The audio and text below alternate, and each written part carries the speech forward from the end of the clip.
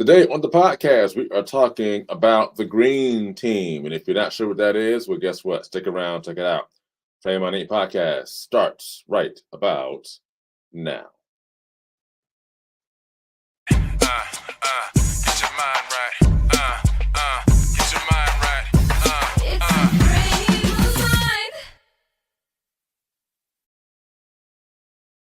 Ladies and gentlemen, welcome to the Fame on 8 podcast. This is your boy Simbawi Nibayo Jr., aka TK, along with my co-host, Omar Williams. We call him O, and Denise O, we would call her D Nice. Y'all say what's up to the peeps. What's up, good people? It is another lovely Wednesday morning. D Nice is on mute. She says hi.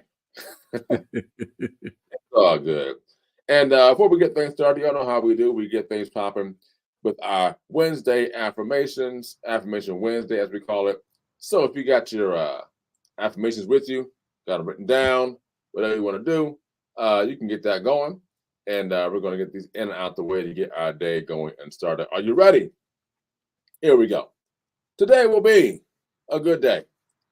Today will be a great day. Today will be an awesome day. Today will be an amazing day. Today will be a phenomenal day. Today will be stress-free. Today will be a stress-less day. Today, all circumstances, issues, and situations will work in my favor. Today, I will overcome all barriers that want to block my progress. Today, all things will line up for my good. Today, I'll become better than who I was yesterday. I am a go-getter. I am triumphant. I am victorious. I am an overcomer. I never lose. I either win or I learn. I take authority over this day. I will dominate this day. I will conquer this day. And everything I have spoken into this day will happen as I have affirmed, because I am more than a conqueror. Let's get it started. So today we are talking about the green team. You guys are like, what is the green team? Well, the green team has to do with one particular person and player in mind, and that person is Draymond Green. And you guys are probably wondering, why is the Fame on 8 podcast talking about Draymond Green? Well, number one, it's a hot topic. Go figure, right? Number two, Draymond's been in the news a lot lately. And not for good reasons, I would say. It's kind of sad to me because social media has given him a really, they've been going in on him big time. If you ever look on Instagram, people who have a lot of time on their hands for like programming and doing AI and all that stuff, they kind of go after Draymond big time. We'll talk about that a little later. But what we're going to talk about today mainly is the fact that Draymond Green, the USA team, does not want him to be a part of their team as they go into Olympic play. And here's my off the cuff, off the top of my head response to that. I don't blame them. And I'll tell you why in a bit. But I'm going to let Owen Denise do it first, and I'll come in with mine later. So this thing about Draymond not being quote-unquote allowed, should we say, on the Dream Team. I'm sorry, Dream Team. Oh, my gosh. Not the Dream Team. I'm sorry. No disrespect. No disrespect. I'm sorry. The USA team. My apologies to the Dream Team. I no disrespect. The USA team for the Olympics. What are your thoughts on that? Because me initially is just, again, I don't blame them, and I have my reasons why. But I want to hear from you guys and see what your thoughts are on that when it comes to him not being a part of or allowed to participate with the Dream Team. Who wants to go first? Okay, we got. All right, Denise, you got it. Wait, Yeah, I'll Denise go. or O? I'll go. No, I'll Oh, go. okay, yeah. okay. Yeah, I'll go. So my thoughts on it, I'm actually in agreement with you, TK. I think that it's I think they had enough, right? I know you know he takes the villain role and the enforcer role. All sports have their guy that that lays down the law or protects their players, but this guy is actually a little bit out of control. Like I come from the time of Dennis Rodman, but for some reason Dennis Rodman it seemed like it was a like in playoff games where it was warranted. You're doing this in the regular season where it doesn't really matter that much, and you're hitting guys and stepping on guys, genital, like you're doing things, kicking people that, like, you know what I mean? Like you're doing things that's like totally against the game. You're making the game look bad. You're making a mockery of the game. So them sitting him down and saying he can't participate in the Olympics, I'm 1000% in agreement with that. I like him, so this is not against. Like I don't not like him, but I think he needs to show up a little bit better for the sport, for his team, and it can't possibly be a good chemistry builder when he's out of the game for a month. So I agree with them sitting him. All right. You nice? I agree too. I mean, like, giving the trouble after trouble, stepping on players. He's like a little kid. It's not a good look for the team, for overall what the USA team is about and what they represent. I think already a lot of other countries look at the US as not, not the best, the brightest. So it's like, why would you want to add fuel to the fire with someone who's clearly getting suspended, clearly stepping on players, clearly not caring about getting fines game after game. So I think it's a good thing for them to not have him on the team. All right. All right. So here's my take on it. So I said that I don't blame them, right? But here's my take is that let's look at this from a business mindset. Okay. Business mindset. You have an employee, and this in particular employee, you know, strong attributes, is one that you would want to have in the trenches with you. But you have this employee that continues to do things that not only makes themselves look quote unquote bad, but makes the company look bad. And when it comes time to, I don't know, raises, promotions, or an opportunity to represent the company, it is highly possible that you are going to get overlooked because your attitude, your behavior is not making the company look good. And the company wants good representation, right?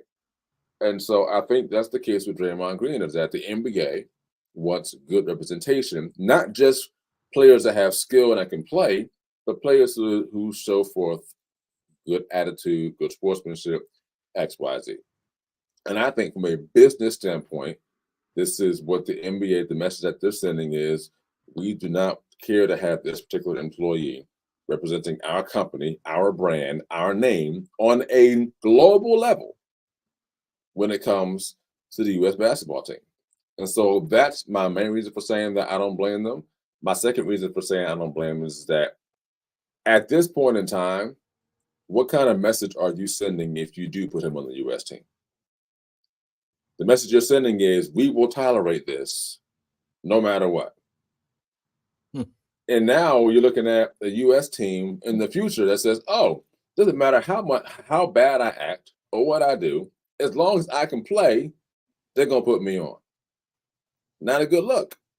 My third reason is this. This is probably my most serious and probably most compassionate one is that when it's all said and done, Draymond Green, I strongly believe he needs to get some sort of help. Now, my thing is, I'm not saying that he is sick anyway, has a disease or anything like that, but there is something that needs to happen to help him along the way of his life's journey. Because as Denise said, if you're constantly, knocking people out in regular season games, I believe there's something wrong there. Now, of course, we've seen this happen in the NBA before, but not at the rate it's going now. Like it's almost like to the point where it's kind of like, all right, we've had enough. Like this looks like the NBA / Royal Rumble that we're looking at here. And the sad thing about it is that you get suspended X amount of times, and then you continue to do it. Didn't he get suspended for, what was it? Was it 10 games he got suspended for the last time? 10 games? Mm-hmm. Something like that. And you come back and then you get ejected not too long after that. It's like, are you actually getting it? Or are you just figuring, hey, I'm making all this money. I can kind of do whatever I want. They can continue to suspend me, fine me, whatever. Like, I got it. Like, I'm good. It's almost to the liking, and I'm not going to compare it as equal as to John Morant. But like the NBA had to send him a message and say, okay, this is what you want to do. 25 games. Done. And so I hope that John Morant saw that as, hey, they're not going to mess around with me. They're going to have to, because number one, as an employee, I am messing up the brand name that I represent as an employee. So they had to send a message. I think that goes for any players in the NBA now. Now, listen, we've had fights and rumbles in past years. We've had those things happen, but they weren't continuous over an X amount of games in a season. You had your Charles Barkleys, your Charles Oakleys, your bad boy Pistons, and back in the 70s, we had fights going on, stuff like that. Even in the 90s, there were fights that happened. Jordan got into a few fights. Maybe not fist fights, but they were a lot of pushing, shoving, a lot of words said, very aggressive. The Miami Heat, New York Knicks, were teams that really, had got under his skin. Reggie Miller. Jordan's on record saying that he hated playing against Reggie Miller because he always touched him. It's like he's always touching me. Like, stop touching me, dude. So it happens. But I think it's happening way too much in the NBA. Is now sending a very clear message saying, sorry, but we don't want you to represent us on a global stage. Any comments or rebuttal on that? No rebuttal at all, man. You explained it great. I think, like I said, I think that the NBA allows tough play when it seems like it's inside the confines of if it's with the flow of the game and it doesn't look like you're going out your way to go hit a man in his face or go out of your way to kick a man while he's on they can't have that. This is not Bush League wrestling. Right. You know what I'm saying? This is actual basketball. We have our seal. You got the logo on. It's a worldwide game now, and everybody's watching. We can't have a guy out there just recklessly doing what he wants to do. And again, it's in regular season game. That's my thing. It's like you're this angry at a man in the game number 30 or game number 25. Like we're not even in the playoff hunt yet. Playoffs. You're playing right. Playoffs. Right. Playoffs. You're fighting this guy. Like, come on, Draymond. And again, like I said, they had enough. That Warriors team it's breaking up too. That's another topic for another day. Yeah. I think those days are numbered. And I just think, oh man, they had enough with them. Yeah. And the Olympics was just icing on the cake to let him know we're not playing with you, brother. Yeah. It's unfortunate. Yep. I will say this. The other person I really kind of feel for is Steph Curry. Because there's some backlash coming on him now for the fact that, he can't calm Draymond Green down. It's like he can't, talk to Draymond and get him together.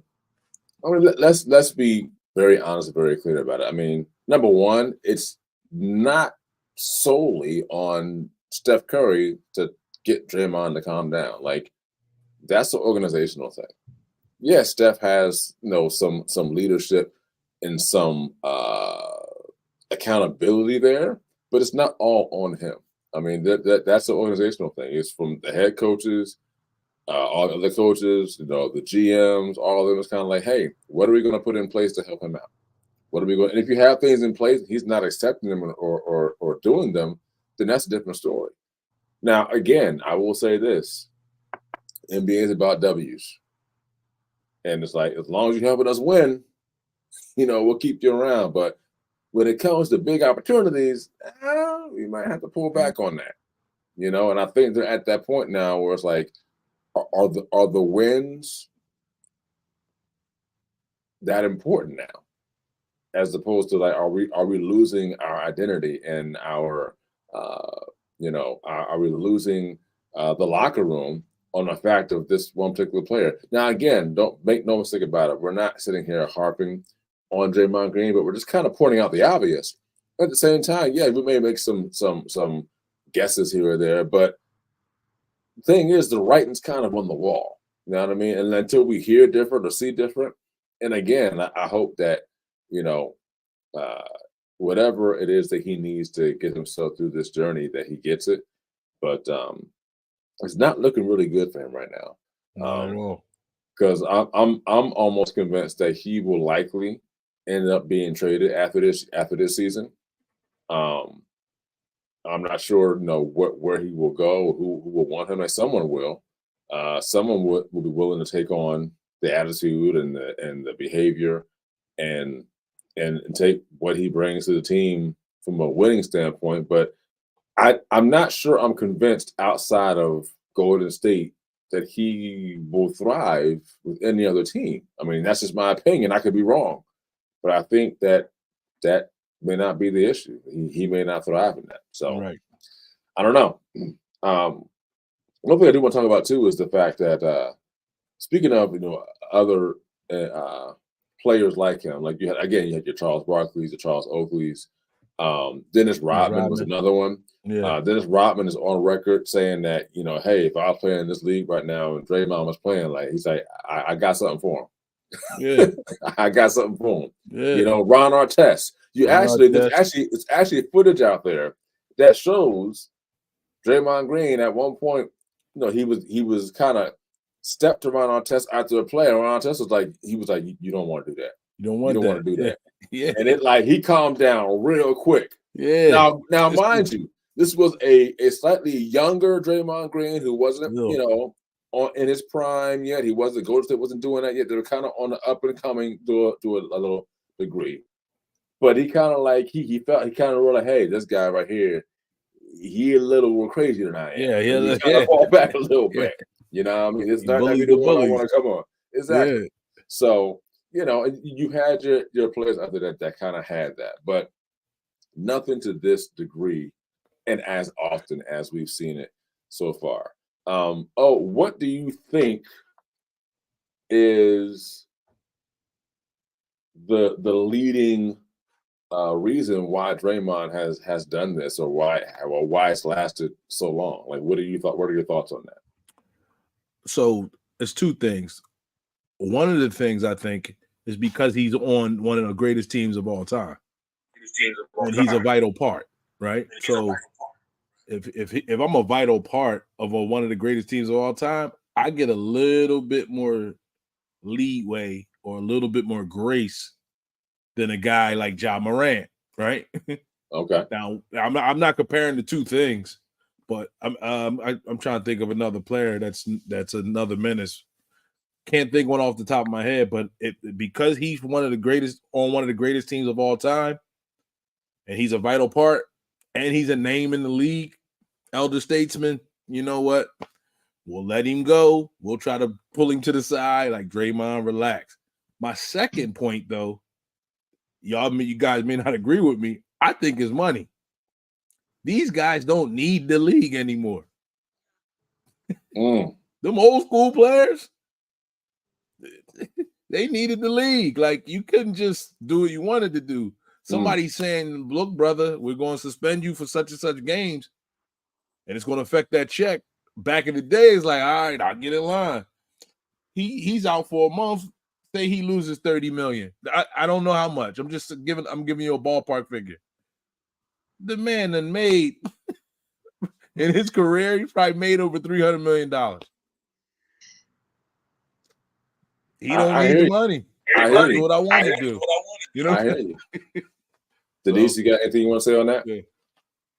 So I also agree with that, but I think because I know Coach Prime said this when he first got to Colorado because they asked him like, "Would you coach pro?" and he said, "No." He said these guys they're more about money now, and that's literally like they're more fabricated, they're more decorated than these college players who actually have a purpose, actually have a goal in mind. Like these pro athletes, it's all about money, and I agree. Like it's all about money now. And with Draymond, he's kind of like, well, I'm a starter. The press says what the public says because I'm making this money, and I'm done for like what if I'm out for like say 2 weeks, I can go book a promo shoot with Gatorade, and I'll make 3 times as much as that in that one promo shoot, and then you can kick. Okay, you want to kick me out another 2 weeks? Hey, Body Armor, you need somebody to sponsor you? That's another what month and a half's check right there. So it's like the money adds up with the league. So the league is just there now. The league is just like say the Destiny's Child. The league is like Michelle Williams. She's good, but we don't really focus on her. Who do we focus on more? Beyonce. So think about it. That's literally what it is. Like there's always more streams of income for them. And to go back to the point of Steph, I think Steph, he's about to have his fourth child. He's like, look, I got kids at home. I don't have time to be babysitting these grown men when I have kids at home. So you really can't blame him for not really want to focus on Draymond because at the end of the day, Draymond is a grown man with children of his own. So it's like Steph is more of like, why I say what I say, but is he gonna do it? No, I'm more focused. So that's what I have to say. Well, first of all, let's address the Michelle Williams thing, okay? First of all, because That was a first, solid Michelle man. Williams, we love I you. love her. No, I love her though. Your I love talent her, is but I'm great, just saying.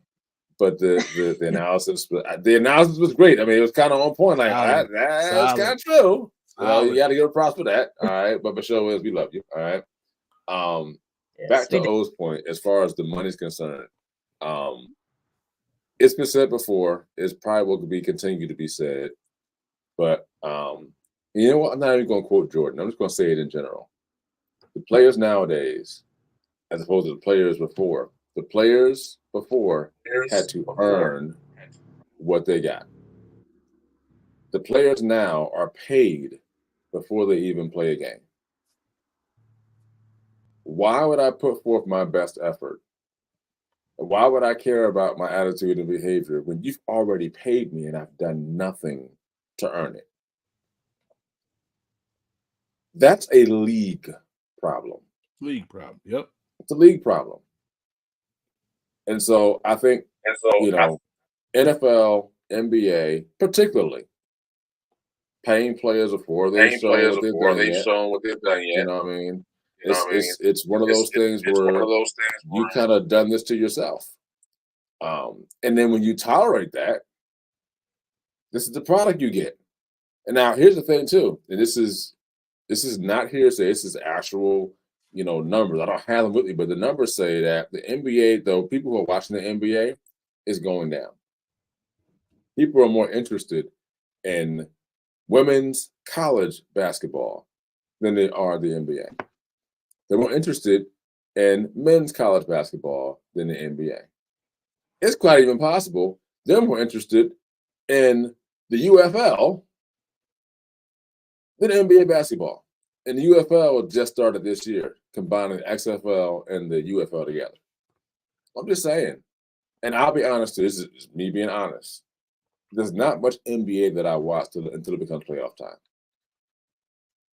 That's just my own opinion. I will watch college basketball anytime, any day before I watch NBA. Now, again, playoff time, you want to see what happens, what goes on. I get it. When you have this kind of product out there where you have, and of course, let's be fully honest, open too. Social media has opened up a wave of new eyes on things. So, like, if John Morant was to do what he was doing 20 years ago, well, you might not see it on the news as much because it was in social media. You may catch it, you may not. Who knows? Now there's cameras everywhere. Like they're everywhere. They're on traffic lights. They're on lighting poles. Like they're everywhere. Everybody's got cameras. So there's not a whole lot you can do if you're a public figure, especially, and hide from it. Heck, the rest of us who are quote unquote considered to be regular average people, not much we can do without a camera catching us. So, you know, but I think overall it's a league issue. You're paying players before they even play a game. Like you have where's the earning before you get it come from, you know?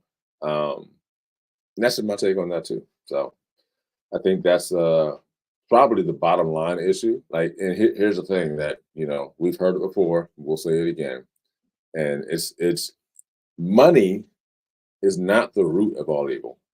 It's the love of money that's the root of all evil. Okay, and that's listen.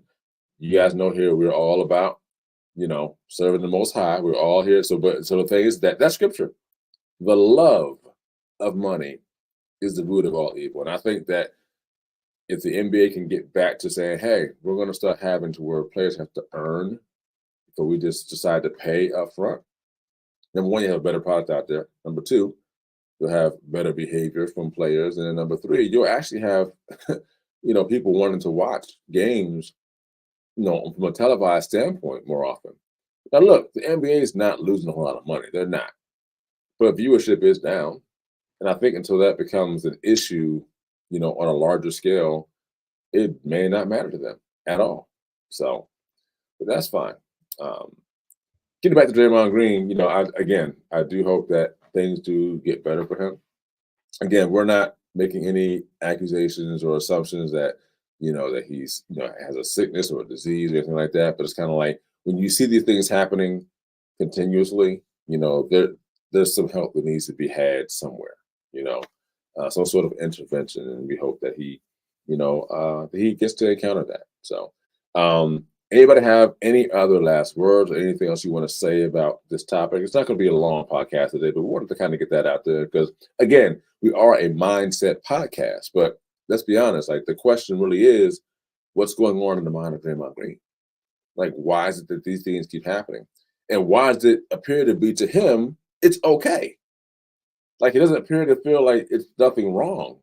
Like, he may be remorseful to a degree, but it's like, it's okay this is happening. Like, this is quote unquote normal to him to a large degree. So, what's going on in the mind? Do we think we know what's going on in his mindset? We don't. We can all, again, speculate, but hopefully it's a mindset. Definitely is. So, any last words before we go and wrap this up?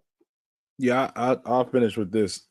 I think culturally, things are changing, right? So like we're comparing him to back in the day players, and I know I said money, and I wholeheartedly believe that has a part to play in it. But like culturally now, bad behavior is rewarded. So like you do bad behavior, you get that endorsement deal, you get the YouTube channel, you get all the interviews, you might even get a commercial promoting boxing gloves. Or your own podcast.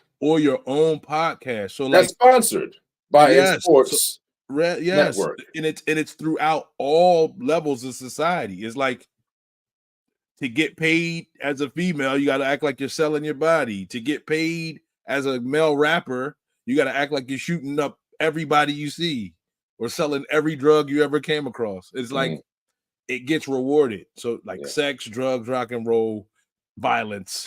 In today's culture, you can get paid from it. So I just think we're at it's like a crossroads of, it's like perfect timing. Now we got Draymond Green and it's like accepted. Like he's going to be fine regardless if they kick him out of the league forever. That might even boost his stock as a person. So just culturally things we got to get right. Well said, brother. Well said. Yeah. Denise?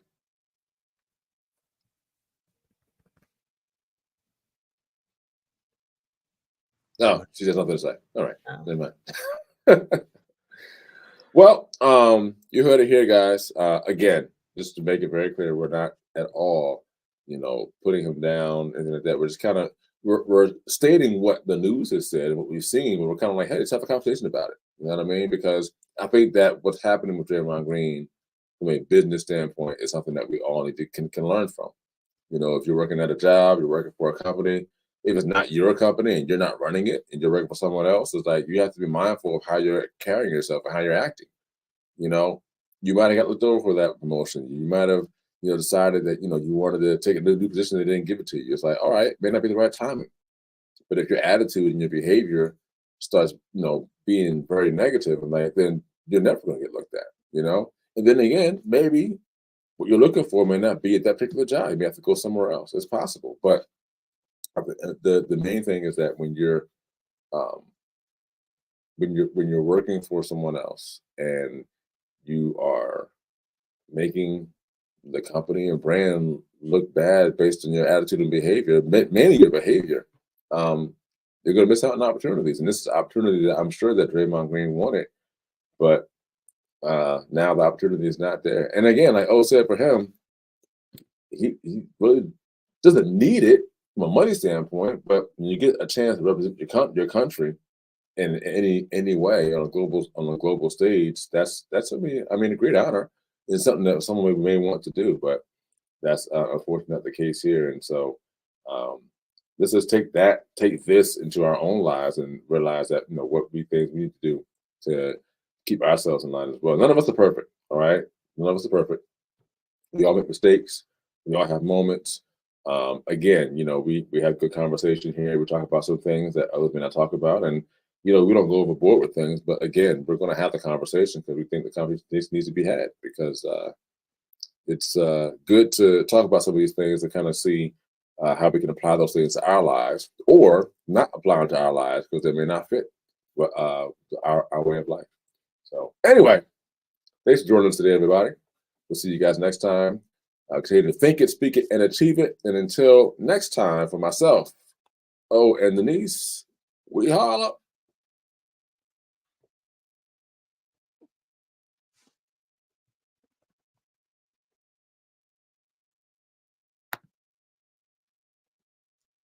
So,